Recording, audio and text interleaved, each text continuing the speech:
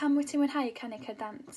Wel, dwi wedi tyfu fyny'n sŵn Cerdd Dant mewn ffordd, a wedi bod yn canu Cerdd Dant ers pan o'n i'n tua 4 oed mewn steddfodau lleol fel Steddfod Chwilog, Steddfod Garn, cyn mynd i Steddfod Cystadlu'n Steddfod Urdd. Ond dwi'n wrth mynd yn hun, dwi wedi mynd i dueddiad o sticio i ganu Cerdd Dant a ella peidio canu pethau eraill. Ac dwi'n meddwl, oherwydd bod fi'n joio canu Cerdd Dant fwy, ond hefyd, dwi'n bod tro'n gyffyrddus pan dwi'n mynd ar llwyfan a canu Cerdd Dant. A mae gyd yn neud, dwi'n meddwl, efo'r rhyddid sy'n yna drwy ganu Cerdd Dant, bod fi'n gallu mynegu'n hyn drwy'r geiriau, drwy'r gainc, ond hefyd gallu dehongli y gerdd fel dwi isio iddi gael ei dehongli, neu fel dwi'n teimlo dyle'r gerdd gael ei dehongli a'i pherfformio. A'r ffaith bod bob un perfformiad yn unigryw ac yn wahanol, dwi'n meddwl bod yn neud bob un perfformiad yn hyd yn oed mwy cofiadwy, ac dwi'n licio'r ochr yna ni hefyd. Pan dwi'n mynd ati i benderfynu os dwi am cystadlu neu beidio, dwi bob tro yn sbio ar y testunau gyntaf, darllen y geiriau, dallt y geiriau, a wedyn chwarae'r gainc, a wedyn dwi'n penderfynu os dwi am wneud neu beidio. Ond dwi wrth modd efo dod o hyd i gerddi newydd a gwahanol a darllen nhw. Ac dwi'n meddwl, os fyswn ni ddim yn perfformio Cerdd Dant, ella fyswn ni'n gwneud. Felly dwi'n enjoy broses o dod o hyd i gerddi a cinciau newydd, a hefyd trio meddwl sut nhw'n ffitio fe gilydd, a hefyd sut nhw'n swnio, a sut swn i'n mynd ati i ddehongli y gerdd. Dwi hefyd wedi cael cyfle o perfformio Cerdd Dant mewn cora, partion, a dewda hefyd fel llynydd nes i wneud efo Ilu Chwilog a Tegeirian, a dwi wastad yn mwynhau yr ochr yna Cerdd Dant hefyd, canu efo pobl eraill. Pwy sydd wedi dylanwadu arna ti i ganu neu gosod Cerdd Dant? Wel, mam sydd wedi dylanwadu arna fi i ganu a gosod Cerdd Dant. Dwi wedi tyfu fyny'n gwrando ni cyn steddfodau, cylch, ryrdd, genedlaethol yn yr Cerdd Dant, yn gosod i unigolion, deuawda, partion, a dwi wastad wedi joio, a dwi'n cofio bob tro joio gwrando ni hi yn mynd drwy'r broses pan o'n i'n ifanc iawn. A erbyn ŵan, pan mae hi'n gosod i fi, dwi yna yn eistedd efo hi, ac dwi'n lwcus o gael gwneud, ac hefyd rhoi mewnbwn yn hun i mewn i'r gosodiad. Felly mae mam sy'n gwneud o, dwi wedi cael bod yn rhan o'r broses o osod hefyd ac wedi cael dewis rei nodau, rei penillion sut maen nhw'n mynd i gychwyn, sut maen nhw'n mynd i orffan. A dwi licio yr ochr yna nhw a mam yn ysbrydoli fi i fod eisiau gosod yn hun ac ebyn blwyddyn nesaf gobeithio fyddai'n gallu gosod ar gyfer y Steddfodau ac unigolion. Felly dwi wedi bod yn lwcus yn yr ochr yna a mam sydd wedi bod yn gwneud y gosodiadau i fi ac bod fi'n cael dysgu gymaint gynnu hi. Mae'r gosodiadau mae'n gwneud, dwi wrth y modd perfformio nhw, a mae y gosodiadau mae hi'n gwneud yn hun yn ysbrydoli fi, dwi'n meddwl, i fod eisiau canu, achos bod tro dwi'n clywed fydda mond bod eisiau perfformio fo a i bobl eraill gael clywed o. Mae'r gwaith o ddehongli'r gerdd yn dod mor hawdd jyst achos y gosodiad. Mae bob dim yn dod mor naturiol ar ôl cael y gosodiad.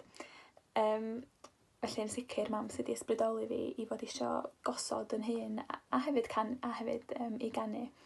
Ond hefyd mae'n dipyn o bobl eraill wedi dylanwadu arno fi i ganu a gosod. Megis cystadleuwyr eraill, beirniaid, telenorion, a dwi'n meddwl am bod fi wedi bod yn canu ers dipyn, fedrwch chi mond peidio cael eich ysbrydoli gyn y bobl yma, da chi'n dod ar eu traws nhw. Felly nes i benderfynu gystadlu'r Unol Cerdd Dant yn sefyll Llanrwst, yr Unol Cerdd Dant agorad, sef Gwobr Elfed Davies. Ond rheswm mwyaf pam nes i benderfynu bod fi eisiau cystadlu oedd y ffaith na mam oedd ennill union y gystadleuaeth yna yn sefyll Llanrwst 1989, sef union 30 mlynedd yn ôl i'r llynedd. Felly, o'n i'n meddwl yn hun, os yna unrhyw steddfod i drio amdan, i drio'r gystadleuaeth yma, steddfod yma oedd y steddfod i wneud. A dalu'r ei ganfad a nes i ennill, digwydd bod. Felly nath y profiad o ennill yn y steddfod yna wneud ennill y gystadleuaeth yna'n benodol yn fwy sbesial oherwydd y 30 mlynedd yna rhwng mam a fi ennill y gystadleuaeth. Beth am y dyfodol o ran Cerdd Dant?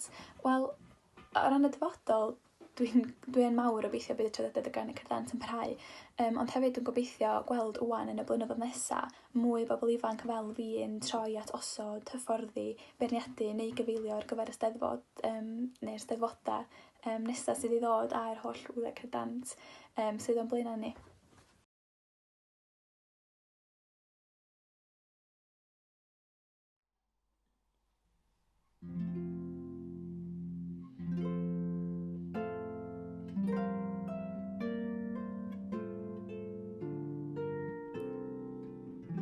Rhwng ron a'r sôn dwi'n ista ar ser uwch Notre Dame.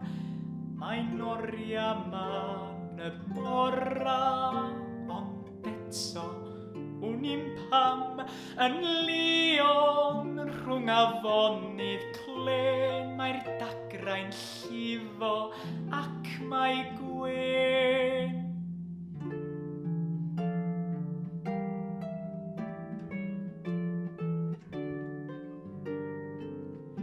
Garon ar sen oedd hefyd yn pefrio hithau'r daith yn llawn o boenau enid o chwerthin filiwn gwaith Toulouse a Lons, Lille a Bordeaux a draw i Paris mynd am dro.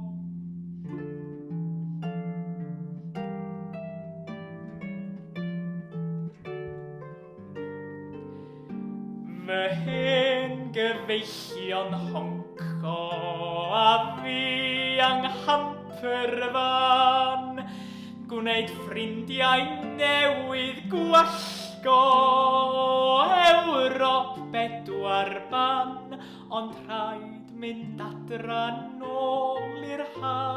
Mae Cymru'n galw au revoir.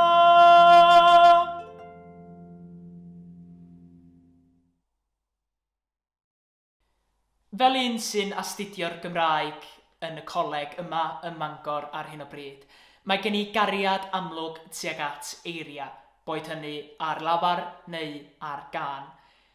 A dwi wrth fy modd yn canu Cerdd Dant oherwydd i fod o'n gyfle unigryw i mi fedru trin a gwerthfawrogi geiriau, gan gyfuno dau ddiddordeb gen i ar yr un pryd, barddoniaeth a cherddoriaeth. Pwy sy'n dylanwadu fwyaf o ran canu a gosod Cerdd Dant? Mae hwnna'n cwestiwn da. Dim ond un person sy'n dod i fy meddwl i, a Mair Carrington Roberts ydy hi. Mae cael bod yng nghwmni Mair yn brofiad anhygoel ynddo hun. Nid yn unig yn y ffordd y mae hi'n dysgu ac yn hyfforddi, heb sôn am ei gosodiadau hynod gerddorol hi, ond hefyd yn ei hagwedd cwbl urddasol hi tuag at fywyd. Dwi'n meddwl bod yna ddyfodol disglair a gaddawol iawn i Cerdd Dant.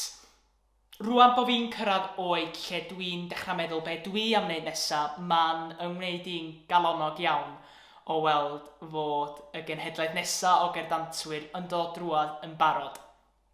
Mae hi'n hynod bwysig yn bod ni'n cadw Cerdd Dant i fynd. Mae hi'n hen fath o gerddoriaeth sy'n gwbl unigryw i Gymru. Does am byd fel Cerdd Dant yn y byd i gyd. Felly dwi'n gobeithio y gallwn unna chwarae rhan wrth barhau y traddodiad yma.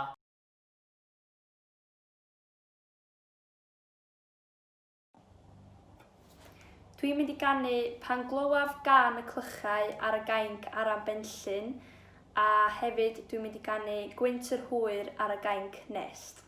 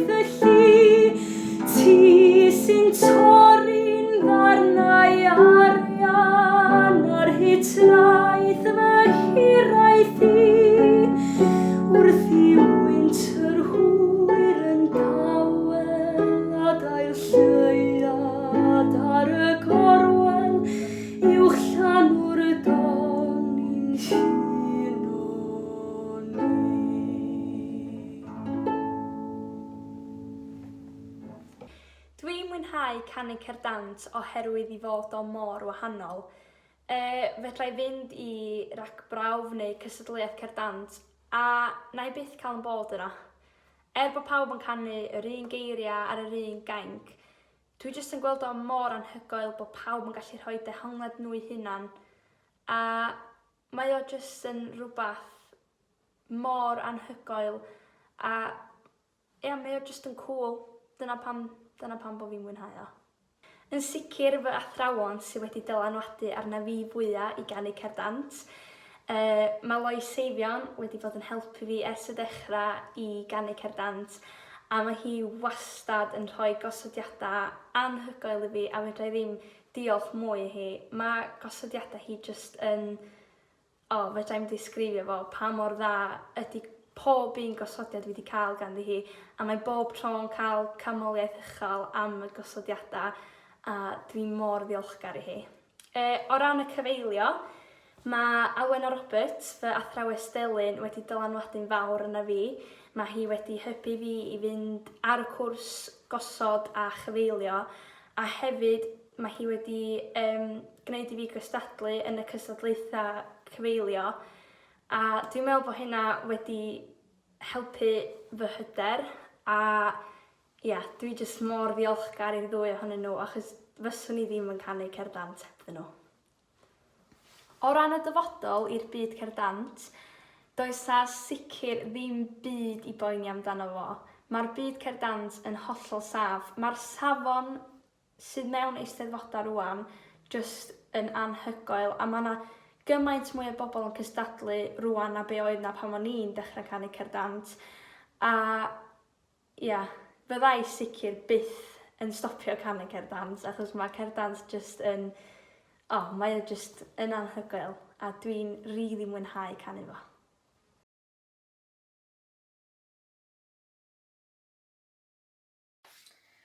Da ni am ganu Can Mred, geiriau gan Dewi Pws, ar y gainc Trwyn y Garnedd gan Menai Williams. Mam sydd wedi gosod hon i ni, ac sy'n cyfeilio ar y delyn, roedd hi a'i chwaer yn arfer canu deuawdau fel ni ers dalwm. Da ni'n mwynhau canu Cerdd Dant achos bod yn ffordd dda iawn o ddehongli a cyfleu geiriau, a mae'n ffordd dda iawn hefyd o ddysgu barddoniaeth newydd.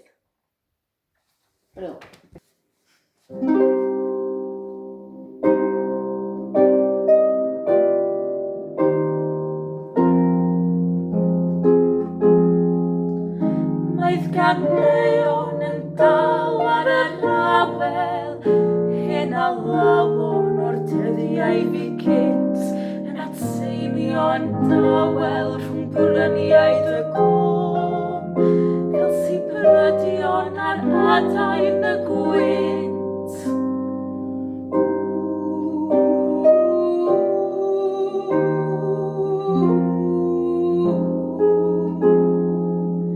Sŵn y tonau yn bwytho y treithau drwy niwloedd hen oesoedd a fi, yn sibrwd ger hafau'r heli, hwy angerdd dy hyn o'i mi.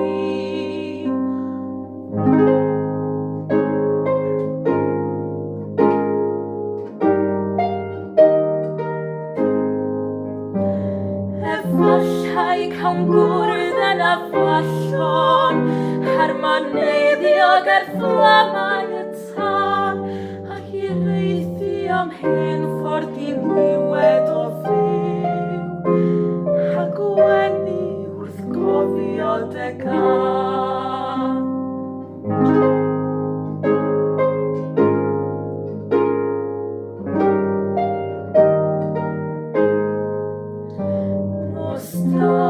I'r llygaid mor ddisglair a'r llais mor eglyn a fer, dy wyn fel canwyll o arian, mor swynol a golau y ser.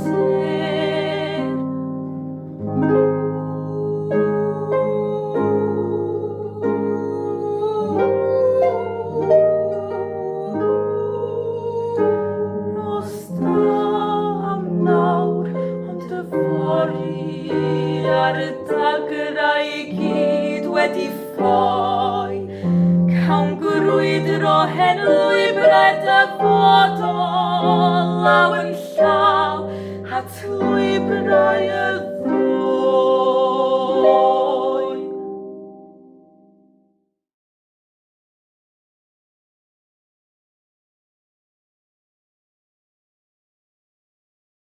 Fi'n mwynhau canu Cerdd Dant achos fi'n cael dysgu a law cwbl newydd bob tro, tra hefyd yn dysgu y barddoniaeth bendigedig sydd gyda ni fan hyn yng Nghymru.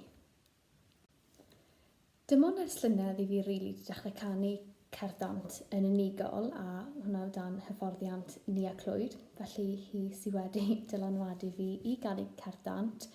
Oedd Nia yn dod mewn i'r ysgol yn Brymyrddin i dysgu ni fel rhan o côr Cerdd Dant. O'n i'n cystadlu gyda hi'n yr urdd wedyn pob blwyddyn rili pan o'n i'n yr ysgol. A o hwnna nes i ymuno gyda lleisiau tywi gyda Nia, a hefyd Nia wedi fod yn dysgu ni fel rhan o triawd Myrddin. Byddai'n parhau ganu Cerdd Dant yn y dyfodol, a felly'n bwysicach byth parhau ganu Cerdd Dant achos bod fi'n mwynhau e. Mae'n bwysig iawn bod ni'n cadw'r traddodiad hyn i fynd, y traddodiad Cerdd Dant, achos mae fe'n rhywbeth hollol unigryw i ni fel y Cymru.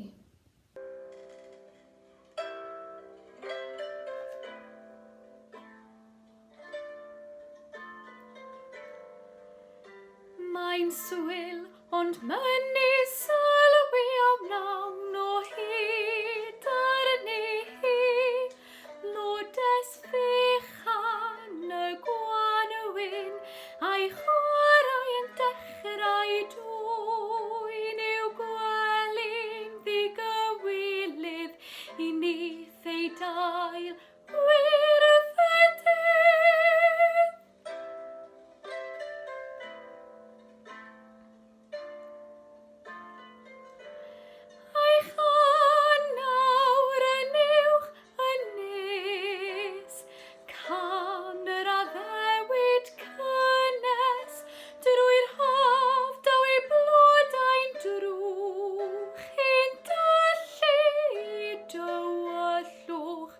Gydau gwyrddni'n llenwi'r llun, mae'n cair golau, cair gelyn.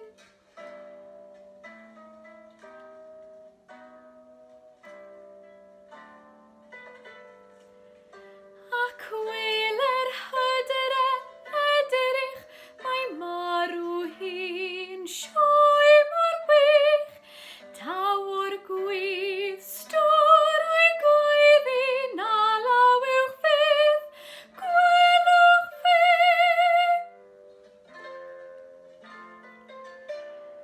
Nes i dir pob distawr wydd, heb lais yr arbrigau blwydd, a gadael cwmni'r goeden nawn ni, a hi yn hyn.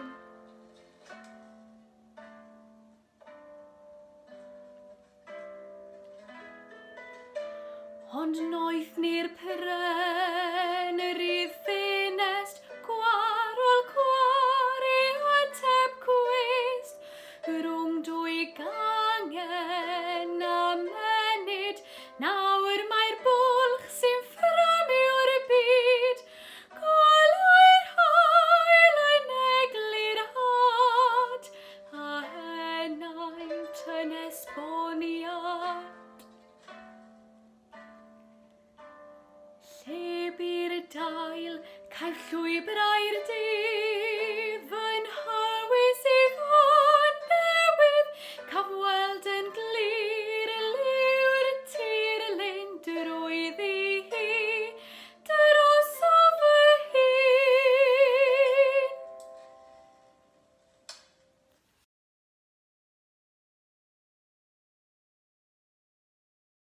Helo, fy enw i ydi Lleici Arfon a dwi'n byw yng Nghwntir Mynach ger y Bala. Dwi wrth fy modd yn canu Cerdd Dant, dwi wedi ers o'n i'n ifanc iawn. Dwi'n teimlo bod y grefft yn yngwaed i gan bod fi wedi cael y magu yn y byd Cerdd Dant. Dwi wrth fy modd efo'r berthynas rhwng y geiriau a'r alaw ac yna ceisio dehongli'r geiriau a chreu darluniau gwahanol. Fy nylanwad mwyaf ydy fy nhad Arfon Williams yn ddi ar wybod bron, gan bod y wastad yn canu Cerdd Dant, bod ar lwyfan, rownd y tŷ, neu hyd yn oed allan efo'r dyfed ar gwartheg. Mae hefyd yn hyfforddi ac yn gosod Cerdd Dant, felly dwi'n ddiolchgar iawn iddo fo. Dwi hefyd yn ffodus o fewn mewn ardal ddiwylledig iawn ac ardal sydd wedi bod yn bwysig iawn yn atblygiad Cerdd Dant. Nes i ddysgu mwy o hyn yn y brifysgol wrth ymchwilio ar gyfer fy nrhythod hir llynedd. Dwi wedi dod i sylweddoli pa mor bwysig oedd y datblygiad hyn a faint mae'r grefft wedi datblygu i arwain tuag at y mae hi heddiw. Ond dwi'n meddwl bod y dyfodol hefyd yn ddisglair iawn. Mae yna lot o bobl ifanc yn cymryd diddordeb mewn Cerdd Dant, yn cystadlu mewn eisteddfodau ar ôl Cerdd Dant, ond hefyd yn ceisio gosod eu hunain ac rhoi stamp eu hunain ar Cerdd Dant, boed yn fodern neu'n draddodiadol, ond yn dal i gofio am nodweddion traddodiadol a sylfaenol i Cerdd Dant. Dwi'n meddwl fydd y grefft yn parhau i dyfu ac i ddatblygu, a mae dyfodol y grefft yn ddiogel. Felly, dyma fy mherfformiad i o darluniau gan Iwan Morgan ar y gainc Cais Steel gan Owen Siôn.